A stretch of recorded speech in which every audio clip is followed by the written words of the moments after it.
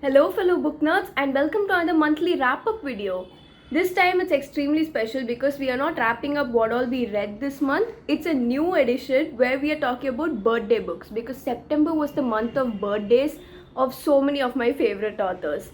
So let me just jump right into it because we have 5 top authors whose birthdays happen to be in September, and I don't think that's a coincidence, to be honest. So the first author of course was Stephen King, whose birthday was one of the most memorable events of September. And Stephen King, I have read a lot of his books and most of them are like super chunky. They are really big. The text is really small in these as well.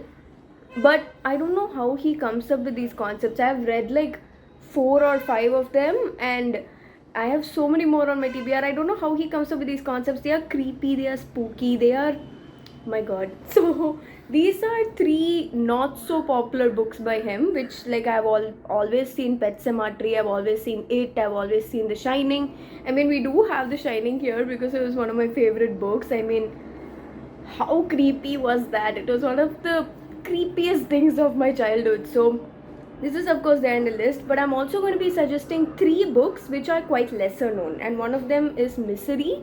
So the reason I like Misery is because it's very possible. I mean, I would do this honestly. So it's about this author and he just gets stranded on this snowy area and he's really injured, and this lady comes and saves him and takes him to her home. But only when he gets there he realizes she is one of his crazy fans, and he's writing a series called Misery, and she's like, keep writing, I want to read more, and then he kills one of her favorite characters, so she doesn't like the ending, and immediately she's threatening him like, how can you do that, rewrite it, do this. So in order to stay alive he has to keep writing. It is amazing. Please, for God's sake, pick it up. And after that I have Gerald's Game. So Gerald's Game was something very surprising for me because I'm not a very like romance fan, but this has a bit of it in the beginning. As you know, Stephen King includes a lot of romance in all of his books, but anyway, so this is about a man and a woman who go to a like isolated cottage in the middle of the woods, and they decide to just have fun there. So in some very kinky mood, this guy goes and handcuffs the girl to a bed, and he just gets a heart attack and dies, and this lady is trapped over there. The whole story happens within that one night because there's this rabid dog outside and there are also some monsters here and there. It is creepy, it's atmospheric, and I finished the whole book in I think 2 days because it's about how she has to escape from that, and my god, some scenes are gory, so gory.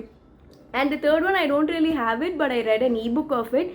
It's called The Mist, and the reason I love this is because it's a very simple concept. Like there's this big mist going around and everybody's just stuck inside their houses, nobody wants to come out, but this father and son need to go to a convenience store and buy something, and when they go there they get trapped over there, and then how are they going to defeat this mist and escape from there alive? It's a simple plot. I mean, amazing concept but quite simple, but the way he's executed it and all the empathy factors in it, that's the main thing. Even in Pet Sematary it might just seem like any other horror story, but the way he's dealt with grief in it was so good, and I read it during a time in my life when I myself was grieving, and it helped me acknowledge my emotions a lot. So that's Stephen King for you. Next up, of course, I know you know what I'm going to say. Agatha Christie. Agatha Christie is one of my most favorite authors, and the first book I want to recommend was actually written half by her and half by her niece Sophie Hannah after she passed away. So this was published posthumously. So this is The Mystery of 3 Quarters. The reason I love this is because Sophie Hannah has I think published about 4 or 5 books till now, and this is my favorite one out of them because the writing is so seamless. Like they are saying half of it was written by Agatha Christie and then her niece found the documents and she completed it, but it is so seamless. Again, the font is quite big, so I finished this in just a day, but it's amazing. It's like Agatha Christie, she puts these tiny little hints here and there, and she creates these tiny little questions here and there, and you're like, it's just a small question, it's probably not going to be addressed again, but by the ending even the tiniest loophole is sorted out, and you're like, I didn't even expect an answer for this, but she's tied it up at the end. So I find that amazing. And of course, how can I end without And Then There Were None? and The Murder on the Orient Express. These are two of the most popular books by her, but I cannot recommend them enough. Please read it, because this is what got me into Agatha Christie. Till that point, I was like, okay, just murder, mystery, thriller, fine. But these were, it blew my mind, honestly. This was how I actually got into literature. I read these when I was in, I think, 11th standard, and I was making regular trips to the library because our library had a huge collection. And even up here, you see this shelf, it's full of Agatha Christie books only.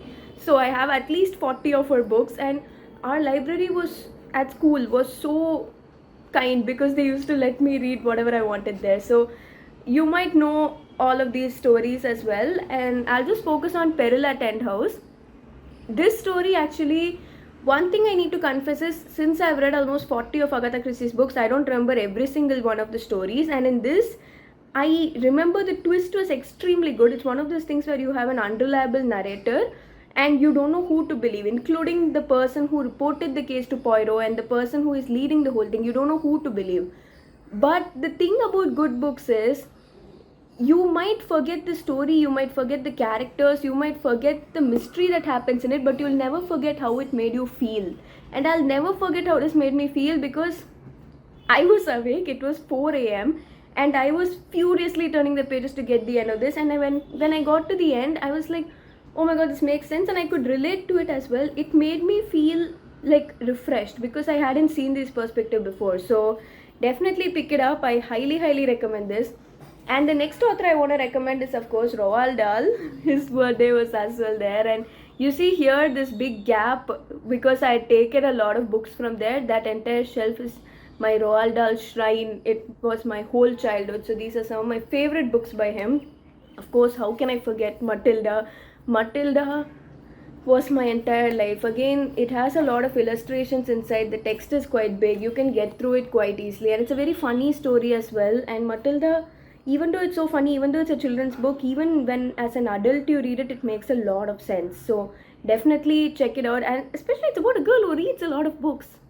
It's me, guys, it's me. So that one is amazing. And I cannot forget Charlie and Chocolate Factory. It's been made into a movie. A lot of people prefer to watch the movies, but please read the book and follow it up with Charlie and the Great Glass Elevator, which a lot of people don't know there's a second part to this actually. So please read both of these books because they are amazing. It's of course about this boy named Charlie, and he goes to this chocolate factory run by Willy Wonka, and all the different children are like spoiled and bratty in different ways, but Charlie is really good. So how he gets to everything and takes care of his family and his grandfather, and it's really nice. And another one I really liked was the BFG, which is about a big friendly giant, and this girl looks a lot like Matilda. So cute. Definitely read this. And definitely this was my favorite one by far, the best Roald Dahl book, which is George's Marvelous Medicine. The reason I love this is because it's about this guy named George, and he hates his grandmother. So one day when his mother goes out of the house, he mixes a bunch of concoctions all around the house, and he needs to give her some medicine, but he mixes up everything and he gives her something else, and she just goes shooting out of the roof. And how much this impacted me was, every time I would take a bath, I would mix all the soap, shampoo, conditioner, hair oil, I would mix it together. I would make a Meenakshi's Marvelous Medicine because I love this so much. So keep this away from your children if they are also naughty like me, but it's an amazing, fun, light-hearted, amazing read. And the last author we are talking about, oh, there's one more. So, of course, Agatha Fitzgerald. Don't think this girl didn't open the cover. How did she read this? This is a special collector's edition I got recently. I didn't feel like opening the cover. But The Great Gatsby, it was banned, but now it's back. And I love this because Gatsby just throws a bunch of parties. Oh, did I mention Scott F. Fitzgerald is the author and his birthday was in September? So, he throws a bunch of parties and it's all like rich people, high society stuff. How the book is shining. But it's really impactful because a lot of the things I read in this I am carrying with me till today in life. So definitely pick it up. It's a bit of a classic, so the words are a bit difficult to grasp, but it's very interesting and you won't know where time went. And the last author we're going to talk about is Mary Oliver.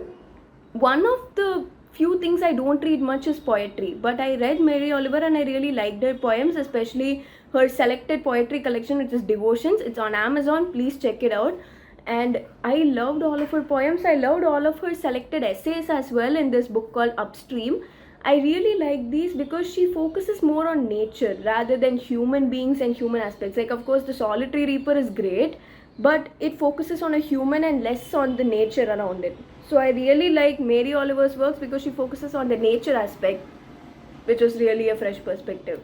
So that's about it. Those are 5 authors I definitely recommend you to try out. And do you really think it's a coincidence that all these amazing authors who my childhood revolved around were born in September? I don't know. Let me know in the comments, and definitely let me know if you have read anything else by these authors. Stay tuned for the next monthly wrap up coming very soon. Thanks for watching.